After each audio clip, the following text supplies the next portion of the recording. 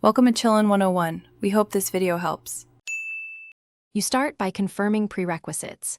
You need admin rights and the latest VPN client because outdated software often drops connections. First, verify your network. Switch from Wi-Fi to Ethernet or try a mobile hotspot to isolate ISP issues.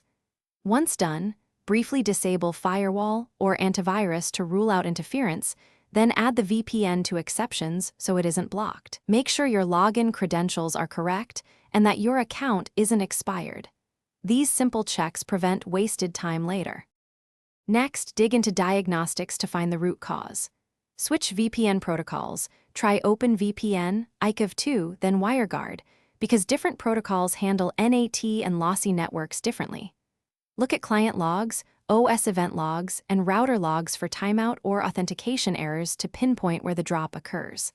After that, renew your IP lease, flush DNS, and restart network adapters plus the VPN service to clear stale sessions.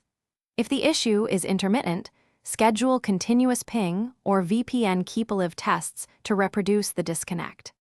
For final fixes, update router firmware and enable NAT traversal or UDP pass-through, because routers often drop VPN packets without those settings.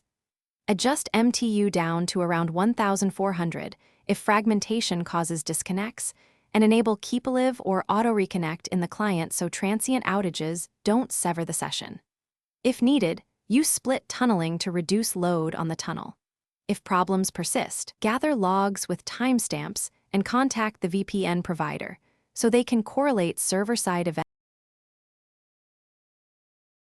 Thanks for watching. Consider subscribing if we helped you.